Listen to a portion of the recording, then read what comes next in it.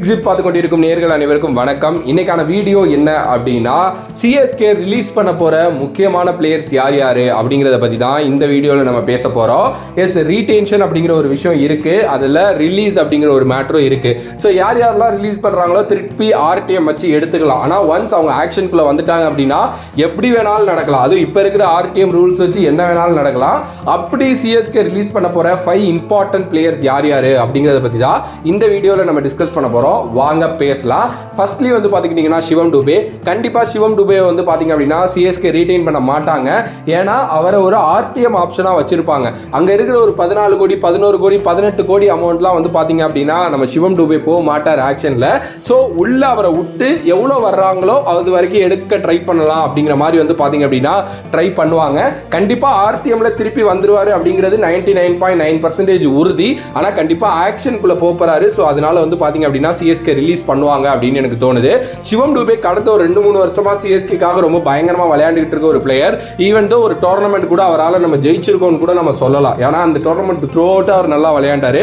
And அவர் இப்போ ரீசெண்டா India ஆடுறதுக்கெல்லாம் காரணம் கூட அதுதான் அப்படின்னு தான் நான் சொல்லுவேன். ஸோ அவருக்கும் சிஎஸ்கேல இருந்தால் தான் கரெக்டாக இருக்கும். ஸோ பார்க்கலாம் என்ன பண்ண போறாங்க அப்படின்னு சொல்லிட்டு. நெக்ஸ்ட் வந்து பார்த்துக்கிட்டீங்க அப்படின்னா டெவான் கான்வே லாஸ்ட் இயர் இல்லை, ஆனால் அதுக்கு முந்தின வருஷம் செமையா விளையாண்டாரு.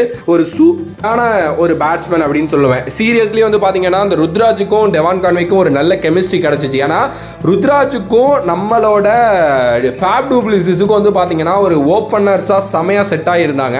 ஃபேப் போனதுக்கு அப்புறம் யாருப்பா அந்த இடத்த நிரப்ப போறாங்கிறப்போ நம்மளோட டெவான் கான்வே உள்ள வந்து அந்த இடத்த நிரப்புனாரு. அண்ட் ஒரு அன்பிலீவபிள் சீசன் அவருக்கு இருந்துச்சு. அண்ட் இப்போ ரீசெண்டா கொஞ்சம் ஃபார்ம்ல இல்ல தலைவன், பட் ஸ்டில் ஐபிஎல் வர்றதுக்குள்ள அவர் அந்த ஃபார்முக்கு திரும்பி வந்துருவார் அப்படின்னு நான் நினைக்கிறேன். ஆனா கண்டிப்பா அவரையுமே விட்டுருவாங்க. மேபி ஆர்டிஎம்ல வந்து பார்த்தீங்கன்னா ட்ரை பண்ணுறதுக்கு நிறைய சான்சஸ் இருக்குது. பட் டெவான் கான்வே ஒரு பயங்கரமான மிஸ்ஸாக இருக்க போகிறாரோ அப்படிங்கிற டவுட் எனக்கு வந்து இருந்துக்கிட்டே இருக்குது. அதுக்கு அடுத்தபடியாக வந்து பார்த்தீங்க அப்படின்னா மொயின் அலி வந்து ஒரு சூப்பரான பிளேயருங்க. சிஎஸ்கேக்குள்ளே வந்ததுக்கப்புறம் அவரோட லைஃப்பில் நிறையா மாறி இருக்குன்னு அவரே சொல்லியிருக்காரு.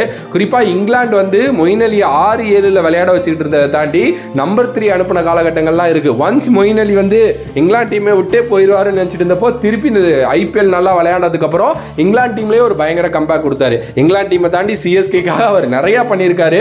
ஒன்ஸ் ரெய்னா இல்லாதப்போ அந்த நம்பர் 3 வந்து அவர் வந்து எந்த மாதிரி விளையாண்டு கொடுத்தாரு நமக்கு அப்படிங்கிறது நம்ம எல்லாருக்குமே தெரியும். ஒரு பயங்கரமான ஆல்ரவுண்டர். லாஸ்ட் இயர் அவரோட பவுலிங் ஸ்கில்ஸை பயங்கரமா ருத்ராஜ் யூஸ் பண்ணல. பட் ஆனால் மொயின் அலி ஒரு சூப்பர் டூப்பர் டேலண்ட், அதில் எந்த ஒரு மாற்று கருத்தும் இல்லை. அவரோட கெரியர் எண்ட் ஸ்டேஜஸ்ல தான் அவரும் இருக்காரு. எனக்கு தெரிஞ்சு அவர் ரிலீஸ் பண்ணிடுவாங்க. ஆர்டிஎம்ல எடுப்பாங்களாங்கிறது எனக்கு தெரியல. ஆனால் ஒரு பிட்டு போட்டு பார்ப்பாங்க கிடைக்கிறாரா அப்படின்னு சொல்லிட்டு. மேபி பிட் பண்ணி எடுக்கிறதுக்கு சான்சஸ் இருக்கு. ஆனால் கண்டிப்பா அவர் ரிலீஸ் லிஸ்ட்ல இருப்பார் அப்படின்னு நான் சொல்லுவேன். அதுக்கு அடுத்தபடியா வந்து பாத்தீங்கன்னா நாலாவதா தீபக் சகர் 14 கோடி ரூபாய் கொடுத்து நம்ம அவரை வச்சிருக்கோம். ஓகே, ஆனா எனக்கு தெரிஞ்ச அந்த அளவுக்கு ஒருத்தா கடந்த ஒரு 2 வருஷங்கள்ல விளையாண்டுருக்காரானா இல்ல, இன்ஜுரி ப்ரோனா தான் அவர் இருந்திருக்காரு. ஏன்னா ஒரு த்ரூ அவுட் சீசன் மிஸ் பண்ணாரு.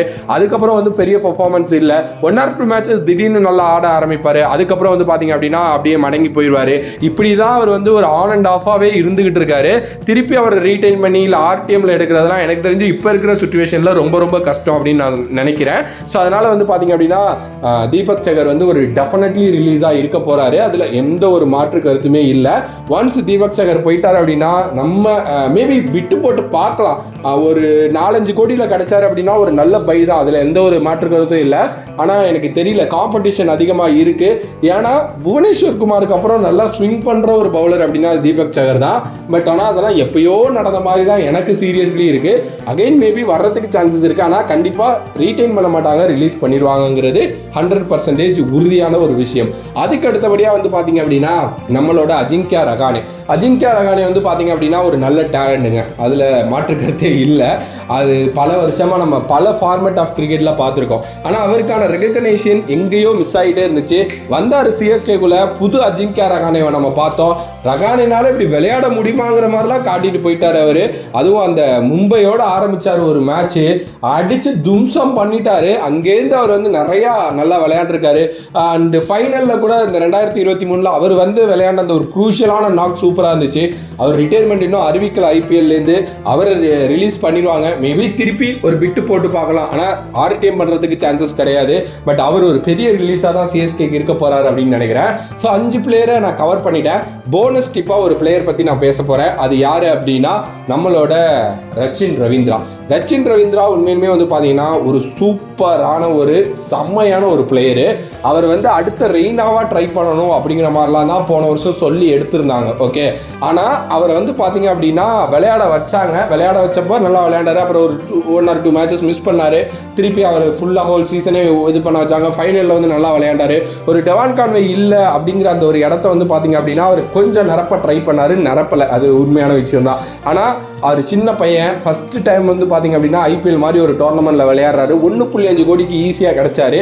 அவர் எனக்கு தெரிஞ்சு வந்து ஆர்டிஎம்ல வைக்கணும் அப்படின்னு தான் நான் யோசிக்கிறேன். ஏன்னா செம்ம ஃபியூச்சருங்க.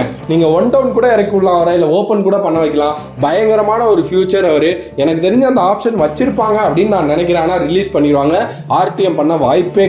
ரீட்டைன் பண்ண வாய்ப்பே கிடையாது. மேபி ஆர்டிஎம் பண்ணுறதுக்கு ஒரு சான்ஸ் இருக்குது. பட் ஆனால் எனக்கு தெரிஞ்சு ரச்சின் ரவீந்திரா ஒரு பயங்கரமான ஒரு இதுவாக இந்த ஆக்ஷனில் இருக்க போகிறார் அப்படின்னு நான் நினைக்கிறேன். இதெல்லாம் தான். இதை தாண்டி கூட இன்னும் ஒரு சில பிளேயர்ஸ் இருக்காங்க. பட் இவங்களாம் ரொம்ப முக்கியமான பிளேயர்ஸ் அப்படின்னு நான் நினைக்கிறேன். அதனால தான் இந்த ஒரு வீடியோ. நீங்கள் சொல்லுங்கள், இதில் வேற யார், மேபி ஒரு ஷர்துல் தக்கூர், ஒரு டேரில் மிச்சல், இவங்களெல்லாம் பற்றி கூட உங்களுக்கு ஏதாவது கருத்துக்கள் இருந்துச்சு அப்படின்னா கமெண்ட் பண்ணுங்க. வேற ஒரு வீடியோவில் வேற ஒரு கான்செப்ட் உங்களுக்கு சந்திக்கிறேன். And then bye from this VJ Mani. Love you all, stay safe மக்களே.